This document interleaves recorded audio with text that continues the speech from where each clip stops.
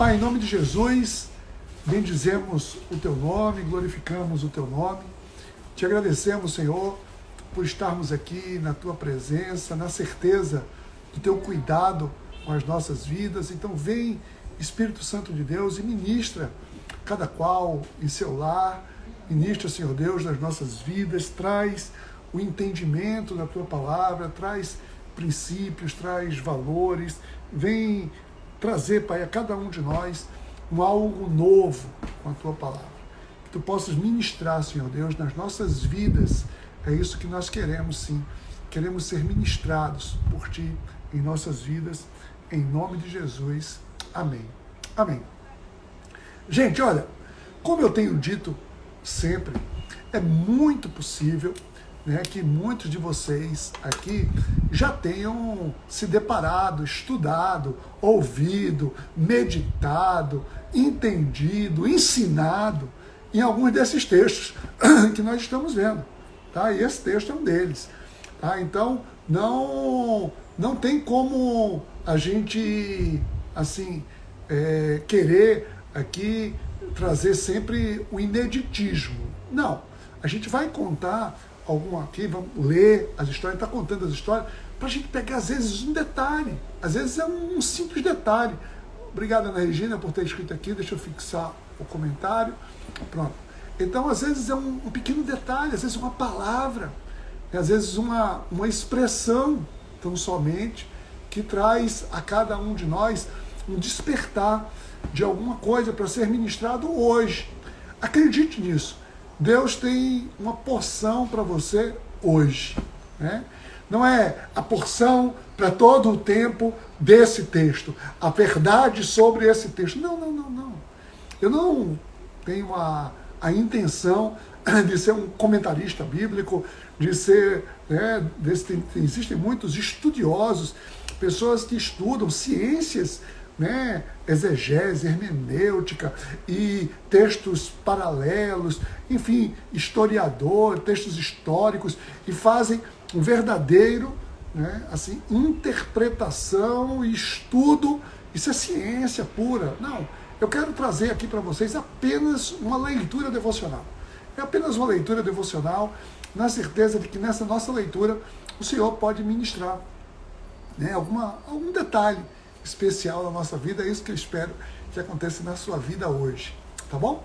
Então vamos lá, vamos seguir. Olha só, a gente está no capítulo 39, mas a gente viu, antes disso, a gente tinha visto no capítulo 37, quando começa aqui a história de José, a gente viu que José era uma pessoa, viu ontem isso, que ele gozava, né, ali da simpatia, vamos chamar assim, da simpatia do seu pai. Era o xodó do papai, né, era preferido do papai ali, e isso gerou um ciúme terrível por parte dos seus irmãos. Os seus irmãos tiveram, na verdade, um grande ódio de tudo aquilo, e José teve alguns sonhos onde ele, né, contava os seus sonhos para os seus irmãos. A gente viu isso antes. E ele, ao contar esse sonho, né, o sonho de que um grande feixe e 11 feixes se curvavam diante dele, que eram seus irmãos diante dele, e depois um outro sonho onde o sol, a lua e 11 estrelas se curvavam diante dele também. E isso acendeu uma ira muito grande dos seus irmãos. Um certo dia, seus irmãos estavam no campo, bem distante da casa do seu pai, estavam lá pastoreando os rebanhos do seu pai, e aconteceu que naquele momento ali eles estavam tramando, estavam ali destilando aquele ódio que eles tinham de José. Os irmãos tinham um verdadeiro ódio de José, e aquilo era muito ruim. Eles tramaram a morte de José, até que quando eles chegaram assim, viram José se aproximando, disseram: agora vamos matar ele. Mas o seu irmão mais velho, Rubem, pegou e disse: gente, peraí, não é bem por aí, vamos devagar, coisa e tal, vamos fazer o seguinte, que tal, e se a gente só botar ele aqui no poço, né, um poço vazio, coisa e tal. Ele pensou isso, porque disse que depois eu volto lá e resgato ele e levo para o meu pai. E aconteceu que os irmãos, em determinado momento, estavam ali comendo, botaram ele no poço, e viram que vinha uma caravana de comerciantes, né? A turma vinha ali, os ismaelitas que vinham lá de Midian, eles estavam passando para o Egito, para fazer comércio no Egito, e eles decidiram então vender José como escravo para esse povo. E esse povo iria vender José como escravo lá no Egito. Tá? Então, bem distante, eles estavam praticamente decretando a sentença de morte do seu irmão. Bom, assim aconteceu, e aí, no finalzinho do capítulo 37, diz assim: nesse mesmo tempo, no Egito, os midianitas venderam José a Potifar, oficial do faraó e capitão da guarda. Pronto. Esse é o contexto, esse é o ponto de partida. José foi vendido, né, lá a Potifar. Potifar, ele gozava de um prestígio muito grande lá junto ao faraó. Ele era oficial, capitão da guarda, ou seja, era homem de confiança de faraó. Então, é nesse contexto que José chega no Egito. José chega no Egito justamente foi vendido, ou seja, ele era uma pessoa de boa aparência, então ele não era um escravo largado qualquer, mulambento, coisa e tal, uma pessoa de boa, jovem, de boa aparência, e despertou a atenção de um oficial ali, uma pessoa importante, levou José, né, para si, levou ele para sua casa. Tá? Então, é nesse contexto que eu quero convidar você ao capítulo 39. Esse capítulo 39, ele narra um pedaço dessa história da saga de José, que é muito longa ainda, tem muita coisa. A gente vai ver hoje especificamente essa passagem, ele na casa de Potifar, mas narra nesse texto que ele é comprado, então, por esse oficial, comprado por Potifar, e logo, logo ele adquire total confiança do seu senhor. Ele como escravo, mas mostra logo as suas habilidades, e o Senhor vê que tudo que ele empreende dá certo. Deus estava com ele, ele muito provavelmente dava testemunho de ser uma pessoa muito fiel a Deus, tudo. E então o Senhor, Potifar, colocou ele como administrador de absolutamente todas as suas coisas. Ou seja, ele gozou de uma confiança irrestrita de Potifar. Né? Em pouco tempo ele goza dessa confiança, foi uma coisa muito boa. Mas aconteceu aí uma pedra no caminho. Uma pedra no caminho. Ou seja, a mulher de Potifar, né? A mulher de Potifar, ela tenta seduzir José. Ela vê assim, poxa, garoto bonitão, coisa e tal, ela tenta seduzir José. Só que José, ele foge com todas as suas forças, ele resiste.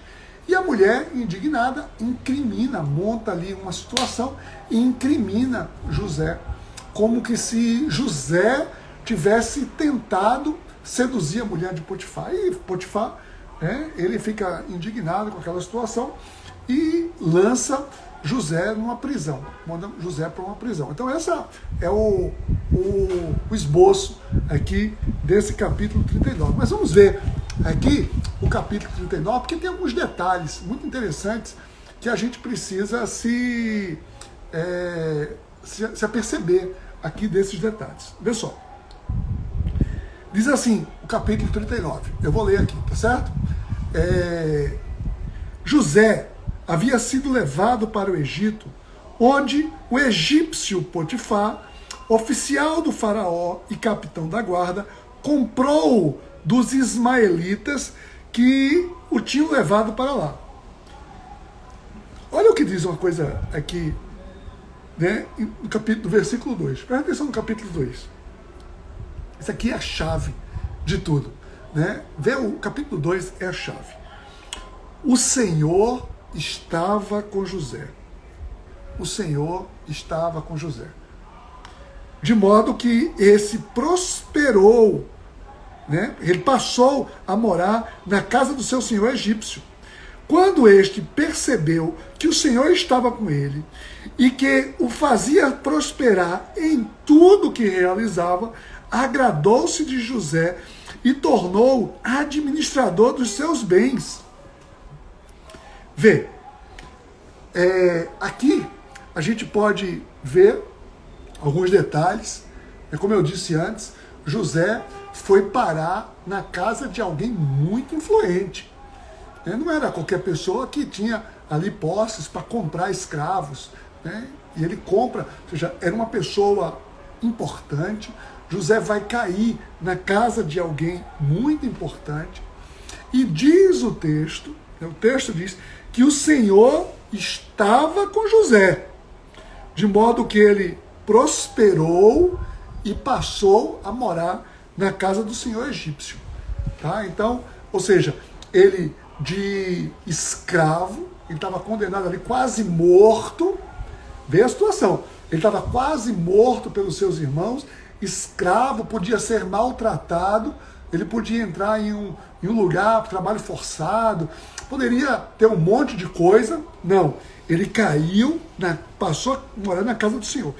E quando Potifar, versículo 3, percebeu que o Senhor estava com ele e que ele prosperava em tudo, Potifar percebeu, poxa, esse menino aí, o que ele faz dá certo, não é bom, esse menino está com Deus, ele devia ter uma prática ali, né, de se colocar diante de Deus. Eu não sei, aqui no texto não diz muito explicitamente o que foi que Potifar observou, mas o fato é o seguinte, a gente precisa entender aqui, as pessoas, elas observam, as pessoas verão, nem que seja no brilho dos seus olhos, que você é uma pessoa que está com Deus. As pessoas percebem, né? Então, ande, seja correto, faça as coisas corretamente, e as pessoas percebem. Né? Então, muito bom saber que o Senhor estava com José, não é porque, muito provavelmente, né, o Senhor estava com José porque José estava com o Senhor. Tá? Então isso aí precisa ficar muito claro aqui, tá bom? Então vamos lá, vamos seguir. Olha só. Versículo 4. Agradou-se de José e tornou administrador dos seus bens. Potifar deixou a seu cuidado a sua casa e lhe confiou tudo o que possuía. Tudo. Desde que o deixou cuidando da sua casa e de todos os seus bens, o Senhor o abençoou. Né? O Senhor abençoou a casa do egípcio por causa de José. A bênção do Senhor estava sobre Potifar e sobre tudo que ele possuía, tanto em casa como no campo. Assim, deixou ele aos cuidados de José tudo o que tinha e não se preocupava com coisa alguma, exceto com a sua própria comida. Gente, vê só, a gente vê uma coisa aqui. A aquisição de confiança é uma coisa que às vezes demanda um certo tempo, né? Às vezes demanda um certo tempo, as pessoas demandam tempo para aquisição de uma confiança. E aqui o texto não fala muito claramente, né, que José estava ali se lastimando, né? Ah, pobre de mim, eu fui lá traído pelos meus irmãos, nada. José, ele tinha clareza ali, ou seja, muito provavelmente nem falava inicialmente a língua dos egípcios ali, ou seja, foi uma relação inicialmente de escravo mesmo, de servo, mas ele fazia as coisas com tal dedicação que Deus começou a fazer prosperar não apenas ele, mas aonde ele estava. Onde ele estava. Diz o texto que ele prosperou a casa de Potifar. E Potifar percebeu isso. E ao perceber isso, ele fez o quê? Ele confiou completamente. O texto diz que em absolutamente tudo ele confiava. Ele confiou em tudo. Por quê? Porque José aqui, ele agia com integridade. Ele agia com integridade. Não é porque, eu estou aqui, porque ele podia estar lá, né? Pobre de mim, né? Injustiçado, eu não sei o quê, eu estou aqui, eu não devia estar aqui. Não, ele estava ali e ele fazia o melhor onde ele estava. Sabe por quê? Porque ele tinha confiança que Deus estava com ele. Isso faz toda a diferença. Quando a gente sabe, tem a certeza que Deus está conosco, a gente pode até estar passando um momento de grande adversidade, mas a gente se mantém íntegro com o Senhor, tá? Então vamos lá. Olha só, seguindo aqui. José era atraente e de boa aparência. E depois de certo tempo, o texto não diz quanto tempo é esse, certo tempo, a mulher do seu senhor começou a cobiçá-lo. Vê que perigo, né? Começou a cobiçá-lo e convidou: venha, deite-se comigo. Gente, presta atenção aqui. O cara jovem, bonito, solteiro, ele estava com uma mulher, a mulher egípcia ali. As mulheres egípcias, elas eram muito formosas, né, super assim, produzidas. Ou seja, a mulher de Potifar não devia ser qualquer coisa, não, né? Ela devia ser uma pessoa assim, atraente também. O texto não diz nada, mas deveria ser uma mulher atraente. E exercia uma autoridade sobre ele. Exercia uma autoridade. E chegou para ele e disse: deite-se comigo. Venha, deite-se comigo. Mas vê só, aqui. Ou seja, muita gente poderia ter as desculpas que tivesse. A carne é fraca, né? Foi uma ordem, eu não pude fazer nada. Não. Verso 8. Ele se recusou, e não apenas se recusou, e lhe disse, vê, meu senhor não se preocupa com coisa alguma de sua casa, e tudo que tem deixou aos meus cuidados. Ninguém desta casa está acima de mim. Ele nada me negou, a não ser a senhora, porque é a mulher dele. Como eu poderia cometer algo tão perverso e pecar contra Deus? Gente, vê só, aqui. Vê o que, né? A integridade de José. José não disse, não, isso aí, ó, não, Potifar vai me pegar, isso aí vai, minha cabeça vai rolar, não, eu não vou, não. Ele disse o seguinte: o meu senhor confiou em mim, como é que eu vou trair a ele? E como é que eu vou trair a Deus? Como é que eu vou pecar? Eu vou trair o meu senhor e trair Deus. Vê o senso de integridade de José. Ou seja, o senso de integridade, ele vai além, sabe de quê? Da situação. Isso é uma coisa importante. A gente já vai começando dando as lições aqui agora. O senso de integridade vai acima, vai além da oportunidade. A oportunidade era favorável ali, para o pecado. Mas o senso de integridade de José, né, era tal que ele disse, não. Verso 10. Assim, embora ela insistisse com José, dia após dia, não é o cão, isso aqui, só pode ser o cão, né? O cão em forma de gente. A gente diz aqui, né? É o cão em forma de gente. A perturbação não foi assim, foi só um momento, ela estava carente, né? Não, era dia após dia. E olha, e quando a coisa acontece dia após dia, aí a pessoa tem a oportunidade de dizer, eu não resisti, né? Mas o texto diz, embora ela insistisse com José dia após dia, ele se recusava a deitar-se com ela e evitava ficar perto dela. Olha aí. Aqui traz uma coisa muito importante. Ou seja, se alguma coisa me seduz ao pecado, eu evito estar perto. Eu evito.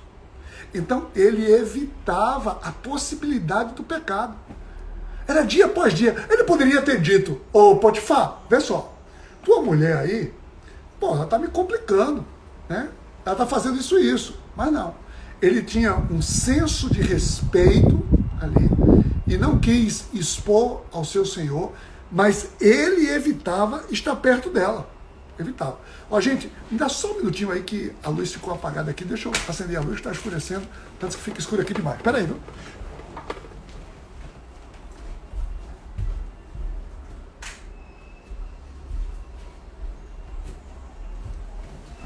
Opa! De volta. Senão esse negócio aqui vai ficar escuro demais. A Bíblia já está com a letra vai diminuindo, né? Cada dia ela parece que vai diminuindo. Cada ano que passa a letra diminui da Bíblia. Não sei o que é isso, não. Acho que ela encolhe. Se desse o calor, com frio, alguma coisa assim, a letra vai diminuindo e a luz apagando fica pior. Mas vamos lá. Então, vê lá. Versículo 11 agora. Vê o versículo 11. Versículo 11 diz assim: um dia ele entrou na casa para fazer suas tarefas, e nenhum dos empregados ali se encontrava. Eita! Olha que perigo. Olha que perigo. Não tinha um empregado na casa, ele entrou para fazer a sua tarefa, né? E ali não tinha ninguém. Verso 12. Ela o agarrou pelo manto e voltou a convidá-lo.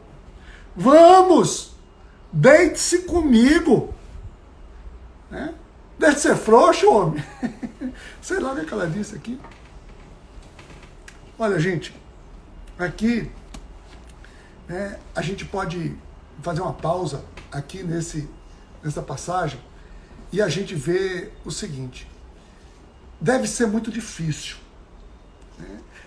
E assim, só um parênteses aqui, a gente vê o seguinte: as pessoas dizem, e é verdade, porque a forma que foi escrita, as civilizações, tudo, a gente vê textos muito mais assim voltados para o machismo, né? Assim, coisas que dão uma conotação muito machista, dominador do homem contra a mulher, ali a mulher subjugada, né? Desde aquela época, não que não existe ainda no dia de hoje, muita deturpação nesse sentido, mas aqui, né, revela, ali tinha sido aquele caso de Diná também que a gente viu, lembra? Dos irmãos todos os irmãos a irmã de José, Diná, ela Siquém tinha forçado ela e tudo mais. Aqui é o contrário. Aqui é a mulher, né, exercendo a sua autoridade, ou seja, ela era chefe.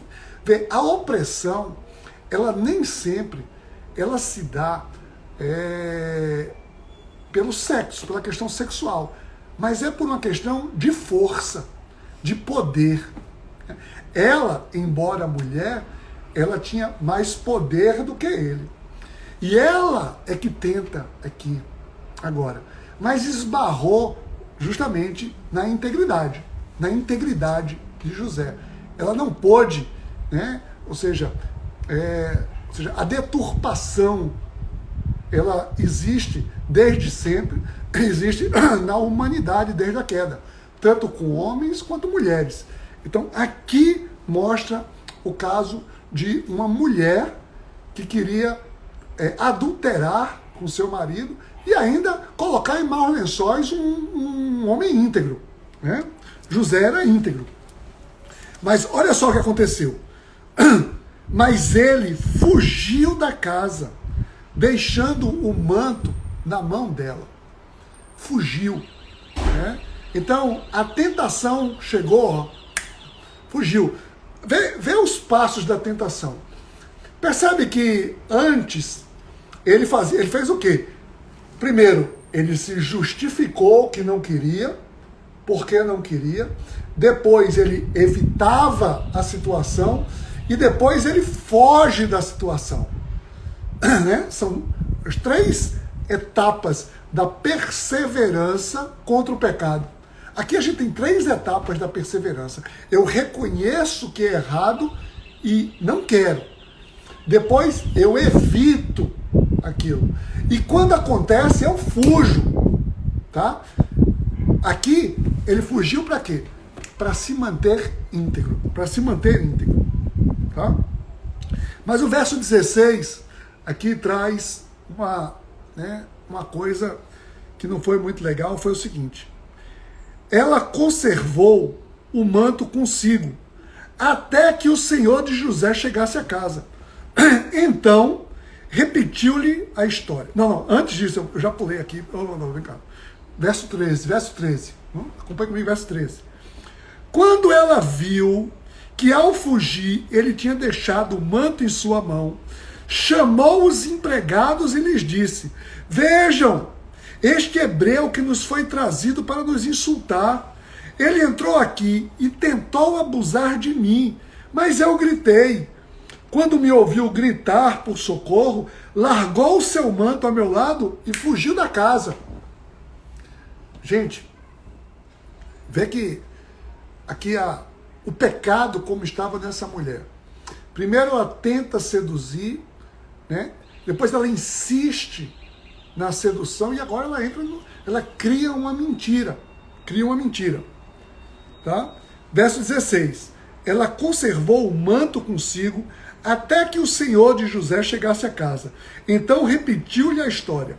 Aquele escravo hebreu que você nos trouxe aproximou-se de mim para me insultar. Quando gritei por socorro, ele largou o seu manto ao meu lado e fugiu. Quando o Senhor ouviu que a sua mulher lhe disse, né, foi assim que o seu escravo me tratou, ficou indignado.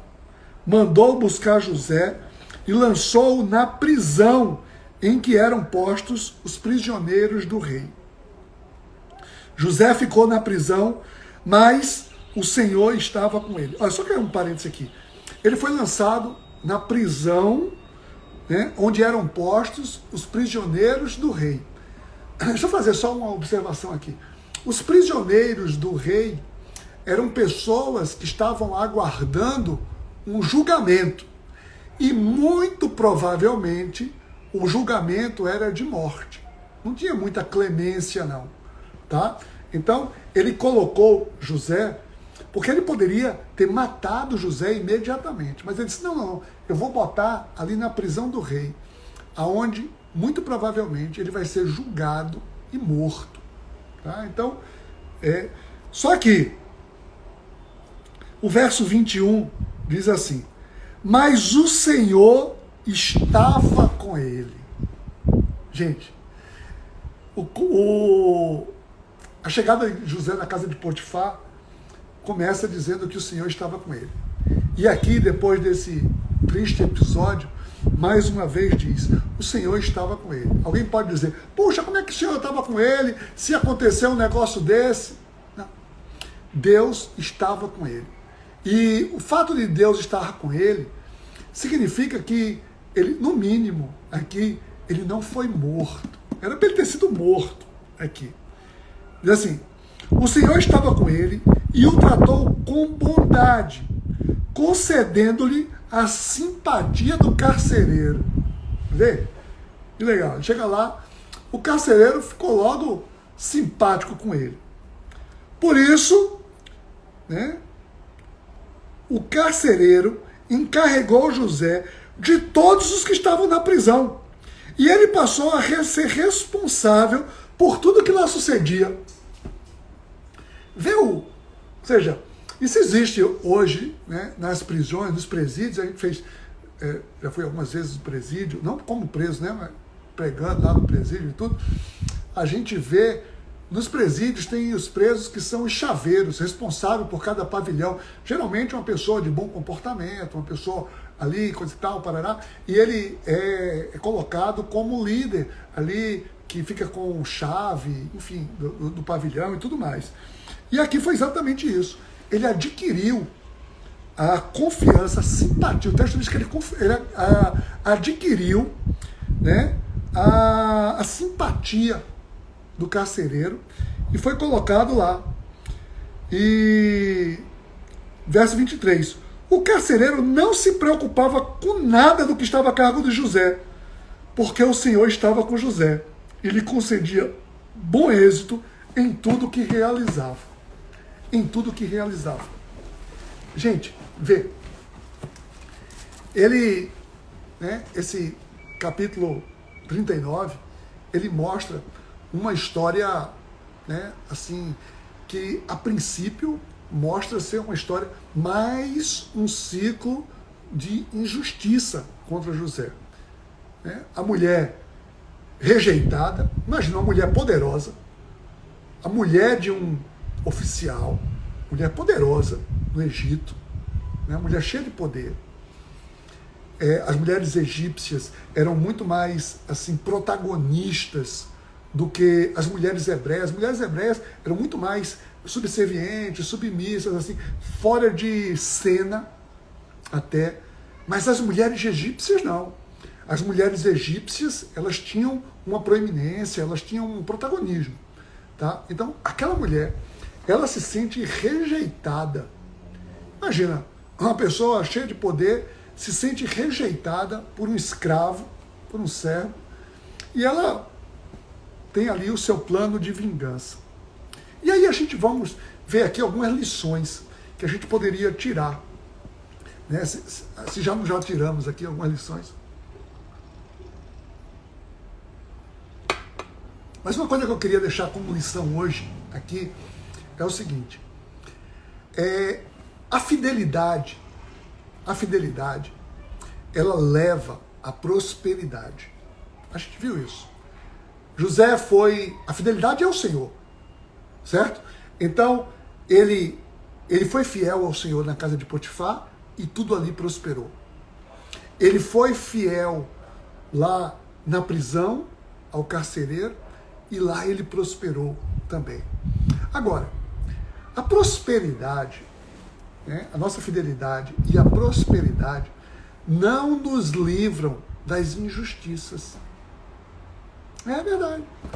Mesmo a gente estando com Deus, sendo fiel a Deus, a gente não está livre das injustiças. Sabe por quê?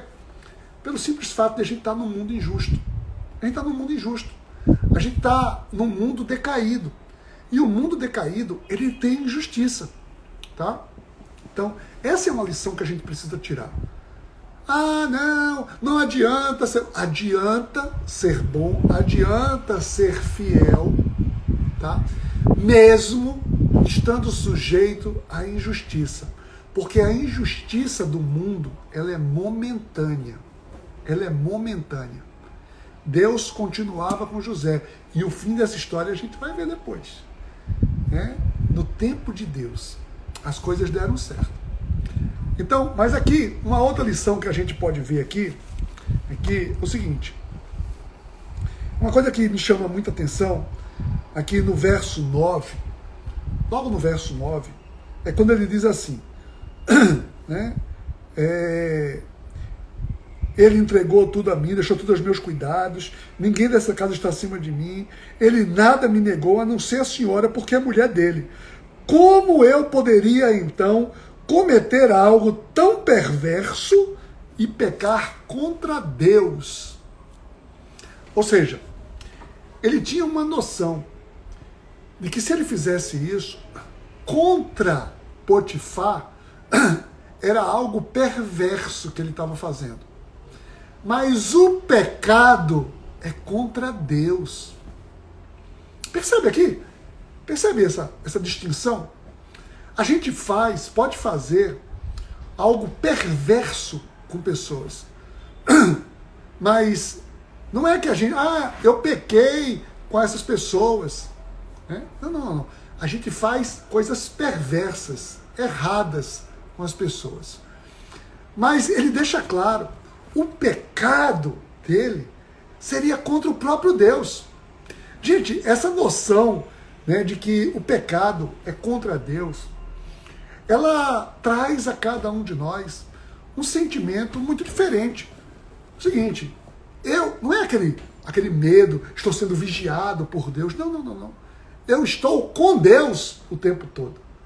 Então, como é que eu vou trair a Deus que está comigo o tempo todo? Então ele avisa o seguinte, eu não posso fazer algo de perverso contra esse homem que me fez de tudo, né? E muito menos pecar contra Deus. Essa é uma noção. Davi teve essa noção. Davi teve essa noção muito clara no arrependimento. Olha só, no Salmo 51, eu vou pegar aqui, no Salmo 51, quando Davi expressa todo o seu arrependimento. Cadê o Salmo 51? Opa, 51. Aqui, pronto. Vê só, ele começa dizendo, olha só, vê só o que Davi diz no seu arrependimento. Tem misericórdia de mim, ó Deus, por teu amor, por tua grande compaixão, apaga as minhas transgressões, lava-me de toda a minha culpa e purifica-me do meu pecado, pois eu mesmo reconheço as minhas transgressões e o pecado sempre me persegue. Contra ti, só contra ti pequei e fiz coisas que tu reprovas. Vê, ele não está aqui, olha, eu pequei, né, lá contra o meu comandante. Não, eu pequei contra ti. Ele tinha uma noção de que tinha pecado contra Deus. Isso deve trazer a cada um de nós um sentimento de que o pecado é contra Deus. Lembra, tem uma outra passagem também, o filho pródigo. O filho pródigo, quando ele cai em si, ele está ali no meio já destruído, ele diz o seguinte, né? Eu vou lá diante do meu pai e vou dizer, o filho pródigo é uma parábola que retrata a relação de um pecador com o Deus Pai, né? Então, ele diz o seguinte, vê, aqui, deixa eu ver aqui, pegar aqui, só para não ficar falando, em Lucas 15, cadê? Olha só como é que ele diz, papapá, cadê aqui? Cadê? Por isso, pregar... Olha só, verso 17, verso 18. Eu me porei a caminho e voltarei para meu pai e lhe direi, Pai, pequei contra o céu e contra ti. Percebe a noção de arrependimento, como é que ela é? É uma noção de que a gente peca contra o próprio Deus. José tinha essa noção clara. Da mesma maneira que o filho pródigo, Jesus apresentou aqui a parábola do filho pródigo, da mesma maneira que Davi mostrou. Tá? Então essa é uma noção muito clara que a gente precisa ter. O pecado é sempre contra Deus. Uma outra lição que a gente pode tirar dessa história aqui de José na casa de Potifar é que a tentação não ocorre só uma vez. Às vezes pode acontecer só uma vez, mas aí, né, é uma situação só. Mas a tentação é aquela coisa que fica tentando. É uma tentativa atrás da outra. Tentação, ela vem de tentativas, tá? Ela busca até conseguir seduzir. Ela busca destruir, porque esse é o objetivo do diabo, é matar, roubar e destruir. Então, manter-se fiel ao Senhor não é apenas saber que uma coisa é errada, mas é se manter perseverante na tentação. E a gente viu, né? José reconheceu que era errado. Depois, José evitou o erro. E por fim, José fez o quê? José fugia da tentativa do pecado. José fugia da tentativa do pecado. Tá? Então, essa é a noção que a gente precisa fugir. E cada um, a palavra de Deus diz assim, cada um é tentado segundo a própria cobiça. Você sabe qual é a sua tentação, o que é que ele tenta. O que lhe tenta talvez seja diferente do que me tenta. Mas seja lá o que for, que seja tentação para a nossa vida, eu preciso rejeitar, eu preciso evitar e eu preciso fugir. Essa é a lição de José. José foi assim com o pecado, né? Ele tinha consciência, evitava e fugia. Essa é a receita de José para fugir do pecado, tá? E uma outra lição que eu quero tirar aqui, né, desse texto é o quê? É que, assim, foi uma injustiça. O final da história, aqui, até esse momento, pode parecer uma injustiça. José foi injustiçado, porque no final ele acabou numa prisão, né? Ou seja, já a segunda injustiça, ele tinha sido injustiçado lá pelos seus irmãos, vendido como escravo. E agora, injustiçado pela mulher de Potifar, caiu na prisão. Mas o texto deixa claro, o Senhor estava com ele. E mesmo na injustiça, o Senhor está conosco. Eu preciso crer nisso. Mesmo na injustiça, o Senhor está conosco. Eu preciso crer nessa verdade, de que o Senhor está conosco mesmo na injustiça. E aqui, gente, para finalizar, a gente poderia ilustrar, né, a ação profética. Aqui, a gente viu ontem uma ação profética, né, da vida de José, mas a gente pode tirar uma outra aqui, né, uma outra lição profética. É o seguinte: José, ele pode estar simbolizando ali no Egito, ele está no Egito, o quê? O povo de Israel. Todo o povo de Israel. O povo de Israel foi levado ao Egito, gozou de privilégios, quando foi levado ao Egito, a gente vai ver isso depois. Ele gozou de privilégios. Depois, aquele povo foi escravizado no Egito. E depois foi liberto. Tá? Então isso aconteceu com o povo de Israel. Foi levado para o Egito. Depois ele lá gozou de privilégios, prosperou no Egito. Depois foi escravizado no Egito, para depois ser libertado. Então aconteceu o mesmo com José. José foi levado para o Egito, ele prosperou ali, naquele momento. Ele foi injustiçado, escravizado, preso, mas depois virá a redenção, virá a libertação também na vida de José. Tá? Então, essas são as lições que a gente tira hoje aqui desse texto. Espero que tenha sido para você também interessante. Talvez você tenha tirado outras lições, né? Mas que a vida de José seja algo que traz para cada um de nós, sim, a certeza, né, de que a integridade, são duas pessoas que são notabilizadas, para mim, assim, são destaques de integridade na Bíblia, e todos dois levados como cativos. Interessante. Um é José, outro é Daniel.